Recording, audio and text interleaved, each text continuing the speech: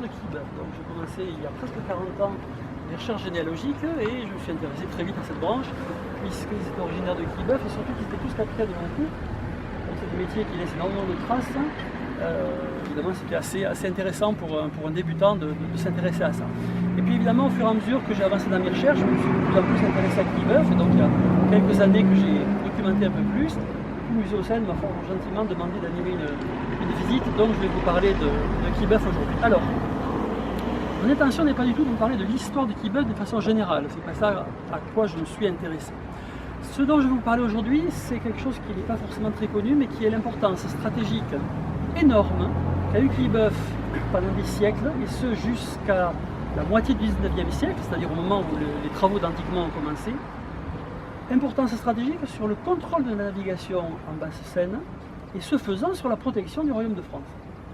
C'est ça dont je vais vous parler. Alors effectivement, je vais vous dire juste deux mots sur Quillebeuf en général.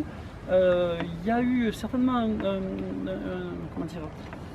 une localisation gallo-romaine ici, puisqu'on a trouvé entre l'église de Quillebeuf et l'église de Saint-Aubin des tessons de poterie et des rouges et des fragments de briques gallo-romains, typiquement gallo-romains. Donc ça existe depuis très longtemps.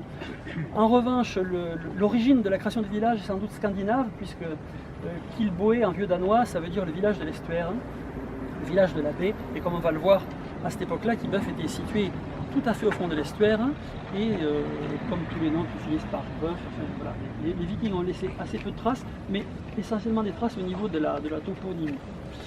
Voilà, c'est tout ce que je voulais vous dire sur Quillebeuf. Alors, en ce qui concerne la protection du royaume de France, alors Roche-à-Mouton, c'est parce que le capitaine qui avait découvert ce rocher s'appelait Mouton. Donc on a plusieurs gravures qui présentent ça, et cette très jolie gravure aussi de Châtillon, c'était le géographe d'Henri IV, et où on voit très clairement les rochers qui sont positionnés. Là-dessus, je n'irai pas plus loin. Oui, l'entrée mystère, comme c'était depuis le Calais, de la barre, qu'on appelle le mascaré ailleurs dans le monde. Rapidement, pour ceux qui ne connaîtraient pas, aujourd'hui, quand la marée monte, le courant de la Seine s'inverse. Au final, c'est gentil, il n'y a pas de souci.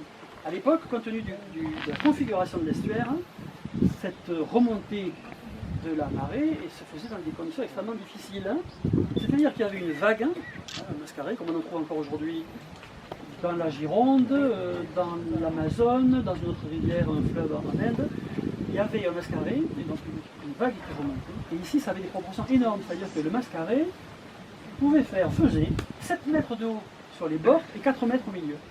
Il remontait à 25 km/h. Il paraît même qu'en 1810, ils montaient à 40 km/h. Alors je ne sais pas comment ils faisaient pour mesurer à l'époque cette vitesse-là, mais bon. Donc c'était quelque chose de terrible. Et en plus, il y avait la première vague, qui était le mascaré. Et puis après, il y avait les réflexions du train d'onde qui se faisaient sur les berges qui revenaient derrière. Donc ça, les étoiles, c'était des vagues secondaires, mais qui étaient aussi assez dangereuses. Et puis il ne faut pas s'imaginer que c'était uniquement la marée montante qui posait problème. À la marée descendante, il y avait une quantité d'eau énorme qui s'était engouffrée dans la Seine et qui devait redescendre.